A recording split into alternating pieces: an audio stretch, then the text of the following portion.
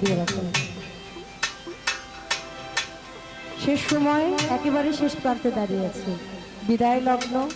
বিদায়টা খুব কষ্টকর হয়, কারণ যে কোনো জায়গায় যখন যাই তখন ভালোই লাগে। বেড়াতে গেলেও দেখবেন মনের মধ্যে একটা উৎফুল্ল ভাব থাকে যে যাইতেছি যাইতেছি, কিন্তু ফিরে আসার সময় একটু কষ্টকর।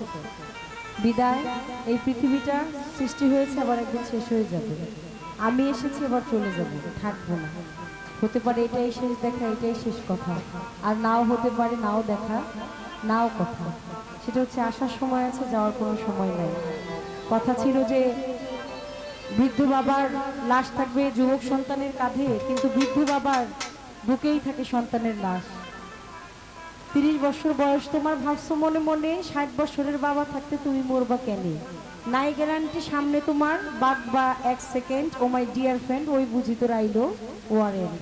ওয়ারেন্ট যেদিন চলে আসে সেদিন আর থাকার সময় না। ভুল বেয়াদবি আল্লাহর হস্তে ক্ষমা চাই। আর যদি দেখা না হয়, কথা না হয়, মনের অজান্ত যদি কাউকে কষ্ট দিয়ে থাকি, ব্যথা দিয়ে থাকি, আমার জাকির ভাই অনেক ভালো হৃদয়ের একজন মানুষ, খুব ভালো। আমার সাথে পরিচয় থেকে শুরু করে আজ পর্যন্ত একজন একেবারেই শিল্পী ঘরানার একজন মানুষ, বড় হৃদয়ের। আর আমার সাদ্দাম পাগলের কথা কি বলবো, একেবারেই গান প্রেমিক, একেবারেই পাগল। এত সম্মান, এত শ্রদ্ধা, এত ভালোবাসায় আমাকে সিক্ত করে রেখেছে, আমিও আসলে ওই জায়গাটাই রেখেছি। আর মাখন ভাই, যিনি আজকে আমি আমার বাবলি সরকারকে আজকে আপনাদের সামনে এনে গান করালেন এই পর্যন্ত, তিনি নিয়ে আসলেন স্নেহের আঁচলের তলে রেখে, অনেক ভালোবাসা দিয়ে। সালাম শ্রদ্ধা প্রত্যেকের প্রতি। আমার পাগলের একটা গান আছে, সাদ্দাম পাগলের, ওই গানটা একটু পরে গাই, কারণ ওই গান গাওয়ার পরে আর কোনো গান ভালো লাগবে না। ছোট করে একটি সাধুকের একটি গান গাই, তারপরে দেখি 3টি গান আমার কাছে আছে, আমি ছোট ছোট করে দিয়ে দিব। এখন যে পরিবেশটা, যে সময়টা, সেটা হচ্ছে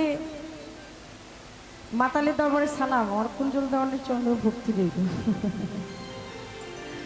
এখন যে সময়টা, সেটা হচ্ছে আপনারা গান প্রেমিক মানুষ, আপনারা গান শোনেন না, গান যে খাচ্ছেন বসে বসে, ক্ষুধা নিবারণ করছেন, সেটা কিন্তু আমি বুঝতে পেরেছি। সেখান থেকে একটা গান গাই।